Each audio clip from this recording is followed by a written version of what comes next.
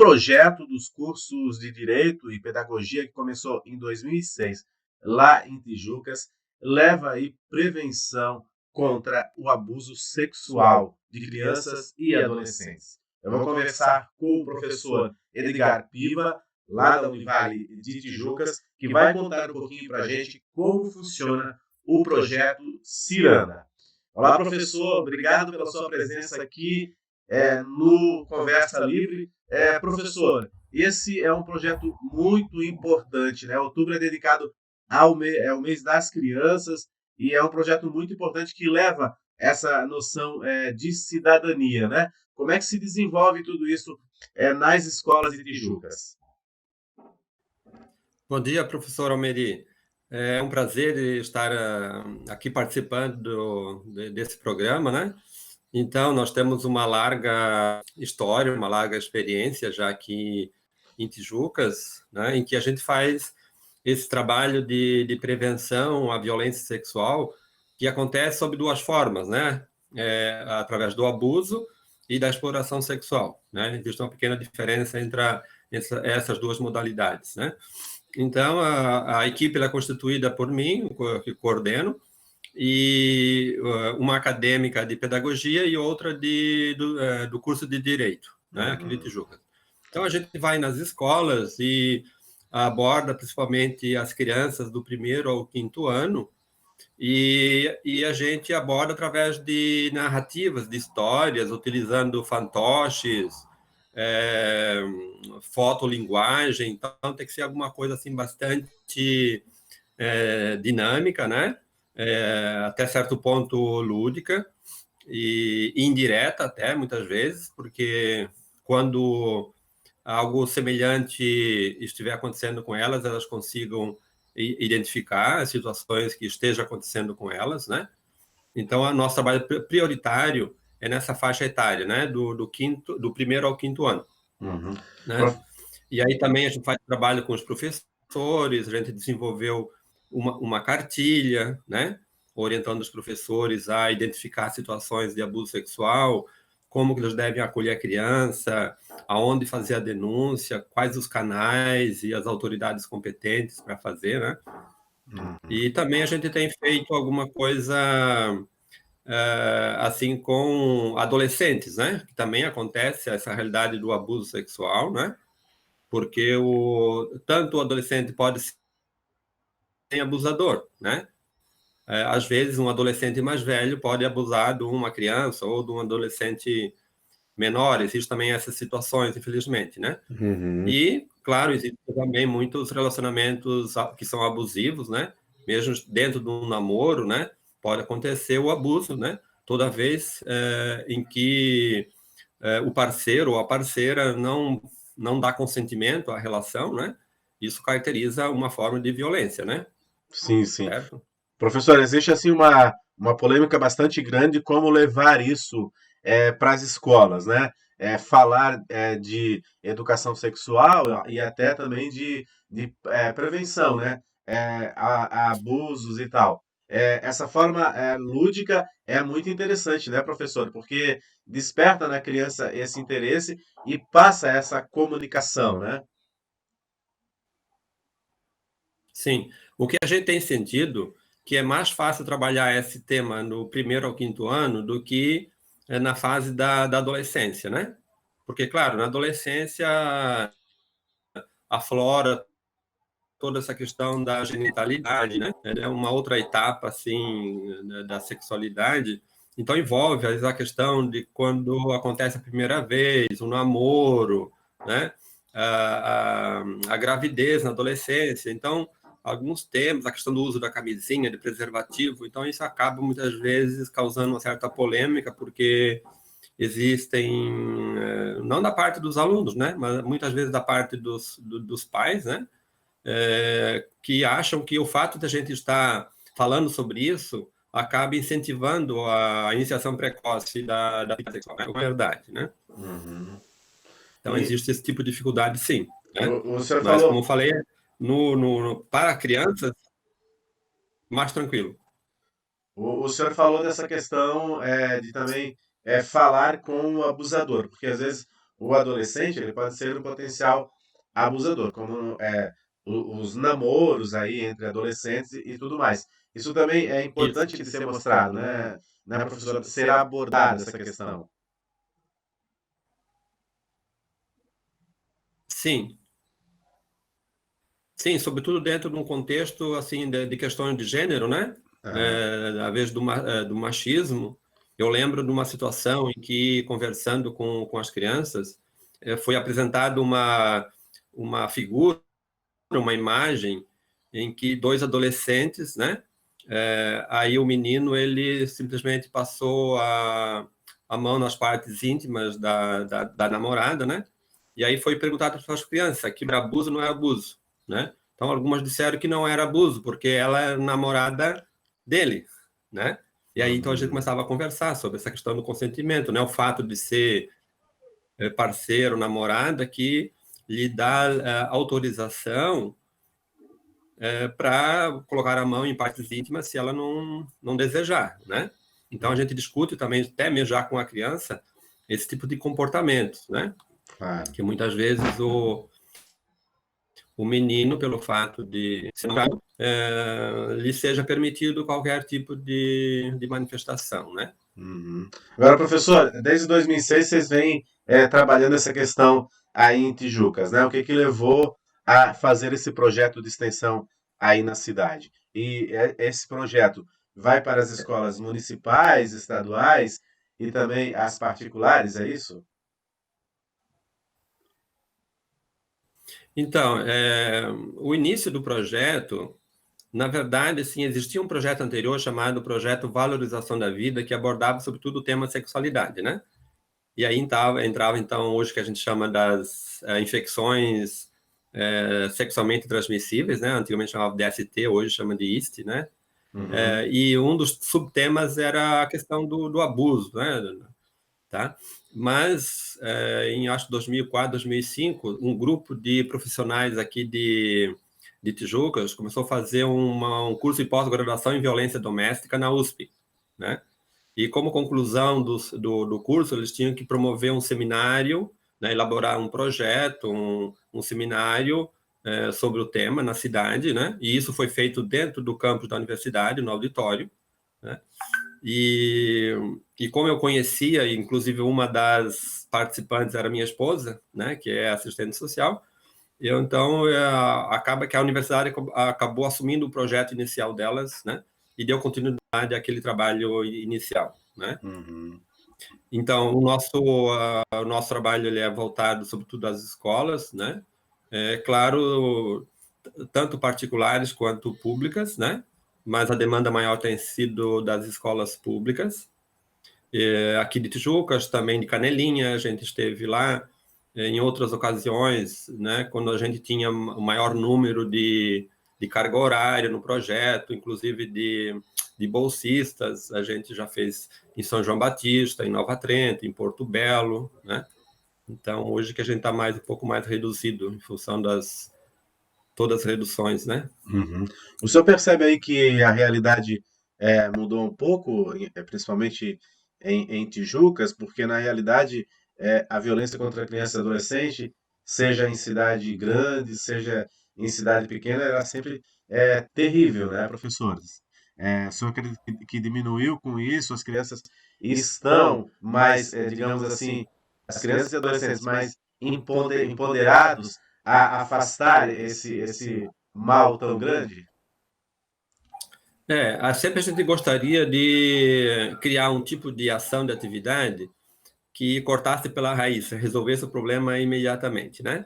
A gente sabe que esse tipo de trabalho é um trabalho que deve ser contínuo e permanente, e muitas vezes a gente não sente os resultados imediatos, né? Qual seria o resultado imediato para nós? Que não houvesse mais abuso sexual, o que não é verdade, né? Uhum. O que acontece é que as pessoas continuam denunciando, né? Quando aconteça, e procurem minimizar quando ele aconteça, né? Mas a gente sabe que passou a ser um ponto de conversa, né, das crianças e adolescentes. Então, a todo momento, a gente tem o mês de maio, né, E a gente tem o mês de setembro, são 2 meses, embora você tenha falado aqui o mês de outubro, o mês das crianças, né? Mas os nossos meses mais fortes de trabalho são os meses de maio, que é o dia 18, que é o Dia Nacional, né? Então, aqui em Tijuca, a gente tem toda uma semana, existe até uma lei municipal, que foi instituída em 2006, também ligada às ações do projeto e outras entidades, né? Tem uma lei municipal que institui uma semana de combate, né? Uhum. E isso não só o projeto, mas toda a gestão pública, o Conselho Municipal do Direito da Criança e Adolescente, eles têm o dever de estar envolvendo toda a comunidade, né? Depois, setembro, tem o dia 24, que foi estabelecido também por lei em 2001, como um dia estadual, né, de Certo. combate ao abuso sexual. A gente sabe que Santa Catarina, na década de 90, final da década de 90, foi bastante pioneiro nesse trabalho, né, ligado ao Fórum Catarinense, que é uma associação de voluntários, né, seja de pessoas físicas ou de pessoas jurídicas, que visam fazer esse enfrentamento. O Ministério Público também teve muito ligado a esse fórum, né, que estabeleceu, então, o dia 24 como um dia estadual. Então, a gente acaba fazendo uma semana,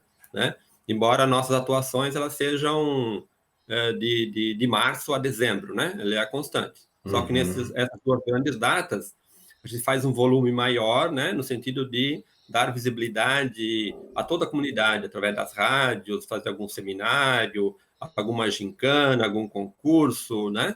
Então, a visibilidade é maior, não fica só no intramuros da escola. Uhum. A questão também é incentivar a denúncia, né, professor? Que muitas vezes crianças e adolescentes ficam acuados, até a mãe das vítimas também ficam acuadas em fazer a denúncia, então é importante esse incentivo à denúncia também, né? Sim, a gente, assim, para que as crianças façam, né? Mas no ambiente escolar, a gente encaminha muito para a questão da própria escola fazer a denúncia ao conselho tutelar, né? E Uhum, quando a escola se omite de uma forma ou outra, a gente comunica diretamente com o conselho, né? Mas normalmente a gente faz o esclarecimento para a direção da escola, para que a escola faça formalmente a denúncia, né? E também existem situações em que a própria escola não quer se envolver muito, porque há situações em que o sigilo não foi corretamente guardado e sei. aí a pessoa que denuncia, ela acaba sofrendo retaliações, né? Então Uhum, a gente fala bastante do Ligue 100, né? Fala Disque 100, mas ninguém disca mais, né? uhum, isso, é Ligue Não tem 100, mais né? disco, né? Então Exatamente. liga para o número 100, né? Que é um serviço nacional e a pessoa não precisa se identificar, né? Uhum, Só esclarece o endereço, for possível, não precisa também ter certeza, basta que haja suspeita, e aí depois o Conselho Tutelar e o Ministério Público, né, são feitas duas vias, são comunicados a respeito da denúncia que foi realizada. Isso é um serviço nacional, né? uhum. E toda Há um respaldo jurídico também, através do escritório modelo, como é que funciona essa extensão do projeto dentro da universidade? na verdade, não tem um vínculo direto com o EMA aqui, né? Escritório Aham, Modelo. Porque, assim, depois que é feito a denúncia no Conselho Tutelar, o Conselho Tutelar vai iniciar a averiguação, né? Ver o caso se é para envolver a polícia, se é para comunicar uhum, ao CREAS, né? Que é o Centro de Referência Especializado de Assistência Social, né? E aí ou encaminha o Ministério Público, né? Então existe já um processo, mais ou menos um protocolo, né, uhum, para prosseguimento das situações. A uhum, gente sabe que é um processo muito difícil. Até muitas vezes a gente fica um pouco desanimado porque a denúncia é feita, mas o prosseguimento não é muito fácil, né? Porque muitas vezes é difícil você responsabilizar o abusador e chegar até o final do processo, né? uhum. Eu Agora, acredito que ali é uma barreira, né? É uma barreira da parte do processo judicial continuar com uma certa celeridade, né? E com eficácia, né? agora, É uma grande... professor, eu acredito também que, por exemplo, o que vocês fazem na escola, né? aí com as crianças e adolescentes, essa educação, né, que vocês fornecem, toda essa metodologia, também reflete lá na casa da criança e do adolescente, até pela questão da violência doméstica, né? A mãe que é vítima de violência doméstica, a criança com esse esclarecimento, ela também pode tomar a iniciativa de denunciar o agressor, o pai, padrasto, um parente, né? Então, eu acho que isso reflete um pouco lá no ambiente doméstico também, né? Sim, é claro, é meio complicado assim a própria criança fazer a denúncia, né? Sim, Porque a gente sabe que 80% ou mais de 80% dos abusadores são conhecidos da criança, da né? criança. E Uhum. são muitas vezes familiares, né? Então você imagina uma criança denunciar o próprio pai ou o padrasto, né? Mas Então pode ela fica encorajar a muito. mãe, pode encorajar a vítima, né? Sim, sim, mas também existem muitas mães coniventes, é uma outra situação, em Sim. virtude da dependência, às vezes econômica, dependência emocional. Também existe o abusador que faz chantagem com a criança. Se você contar alguma coisa para alguém, eu vou matar a tua mãe, eu vou me separar dela, né? Então existem aquilo que a gente chama segredo, né? Também, né? O que Uhum. está acontecendo entre nós só fica entre nós, não conta para ninguém.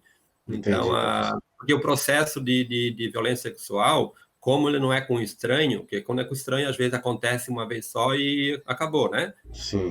No ambiente familiar, que caracteriza então a violência doméstica, é um processo paulatino, né? Que vai começando com aquela menina lá que engravidou, né?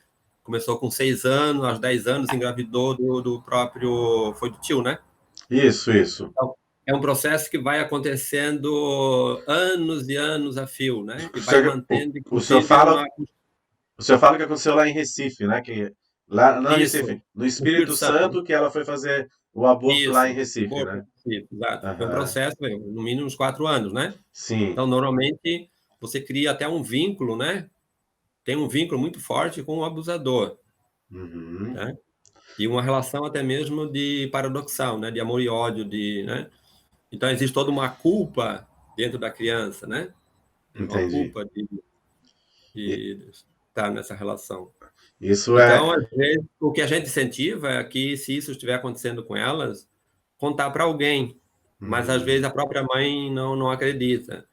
Então, em contar para a professora, para o professor, um amigo mais velho, né? Então, às Uhum. vezes, isso tem ajudado. Eu lembro, assim, que na própria universidade, alunas minhas, né? Às vezes, quando eu abordava sobre o assunto, eu vinha me contar, professor, quando eu era criança ou adolescente, isso, o meu tio tentou me abusar, mas ela logo falou com a mãe dela, a mãe acreditou e não teve mais continuidade, né? Então ela Uhum. conseguiu interromper no seu início, né? Sim. Mas assim, esse fenômeno do abuso sexual, né? Ele começa sem contato físico, aí vai até o contato físico, né?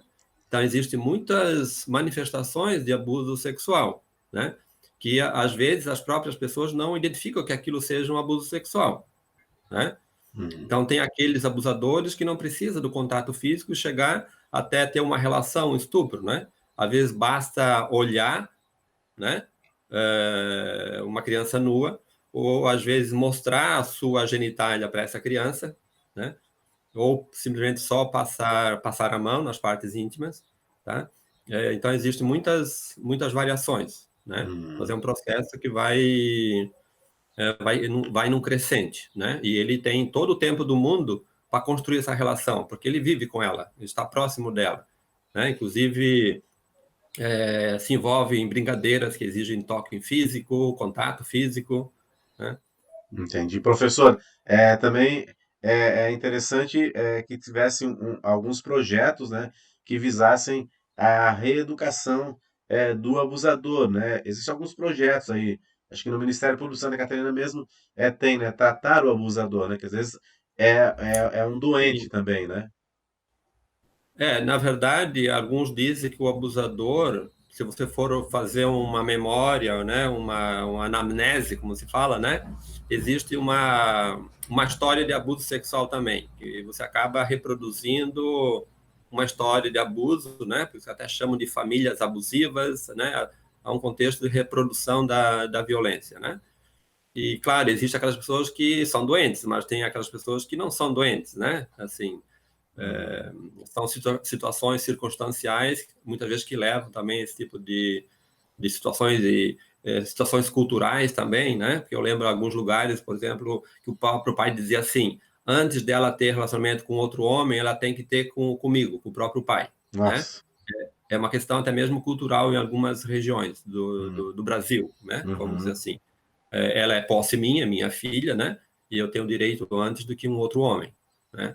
Então, existem muitos componentes ali, é uma complexidade de elementos bastante grande, né? Uhum.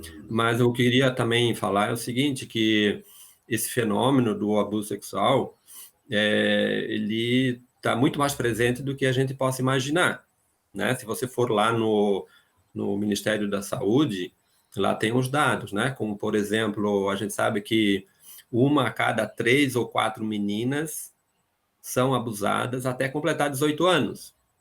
Nossa. Uma entre 3 e 4 meninas, né? Então, você imagina que de Terrível essa 25 estatística. a 30%, de 25 a 30% das meninas sofrem algum tipo de abuso sexual, né? Nossa. Aí você envolve, assim, às vezes, irmão mais velho, tio, padrasto, pai, o avô, né? Então, é uma coisa bastante comum, Uhum. mais do que a gente pensa. E meninos também, claro que não na mesma proporção, né? Aí já se fala 1 a cada 6 ou 10 meninos tem algum tipo de sofrimento, né?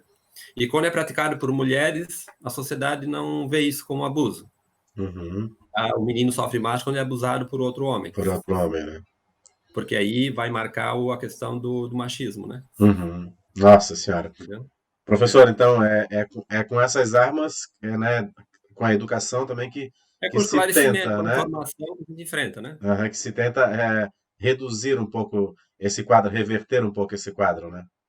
Isso, né? Mas é um problema permanente, que é a questão da educação sexual. Ela não se faz de uma vez só.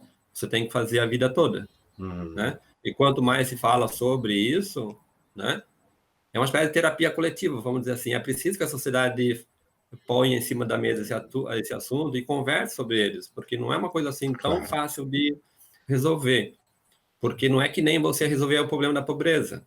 Você Uhum. poderia resolver o problema da pobreza. Aqui é muito mais complexo, porque a violência sexual ela independe da situação econômica. Exato. Pobres e ricos passam pelo mesmo fenômeno, Uhum. né? Não é uma questão simplesmente econômica. Tá certo, professor. Eu conversei aqui com o professor, então, Edgar Piva, que coordena o projeto lá em Tijucas, o projeto Ciranda, que leva essa questão da educação, né, de combate aí à violência contra a criança e adolescente, com os alunos dos cursos de pedagogia e também de direito da Univale, envolvendo toda a comunidade, professores das redes públicas. Então, é muito interessante esse projeto aí de extensão da universidade que transforma um pouco a realidade, né? E faz com que as crianças e adolescentes tenham também essa noção e possam se proteger. Professor, queria agradecer a sua presença, parabéns pelo projeto. Eu creio que assim é, é mudar a realidade mesmo, né? Através da educação, através de projetos como esse, né, professor? Tem Sim, lá o que o senhor falou em maio e setembro, que são os meses aí que se intensificam as campanhas, mas assim, todos os dias as crianças e adolescentes têm que entrar em contato com esse tipo de projeto para poder saber se defender e se empoderarem também sobre essa questão, né? sim. Eu que agradeço essa oportunidade, né? E sobretudo nesse momento que a gente não tem a possibilidade de estar lá na escola, então a gente utiliza muito desses recursos, né? Fazendo entrevistas, gravando vídeos, de uma forma ou de outra a gente quer chegar nas casas, né? Nas pessoas, seja nas crianças e adolescentes, mas também nos adultos, né? Aliás, a gente até fez um videozinho voltado para os pais, dando dicas, né, de como os pais devem tratar esse assunto com as próprias crianças, né, para que elas tenham a noção de que o corpo lhes pertence e que ninguém pode tocar nele sem o consentimento da criança, né? Então, é muito importante falar sobre isso. Você pode fazer desde pequeno, a partir dos 3 anos de idade, ou até antes, você pode criar essas noções, né? Para a criança se defender, né? Ela tem que aprender a se defender, e às vezes até mesmo contra os próprios pais. Tá certo, professor. Muito obrigado aí, Tá? professor. Ótimo dia para o professor, hein? Para você também.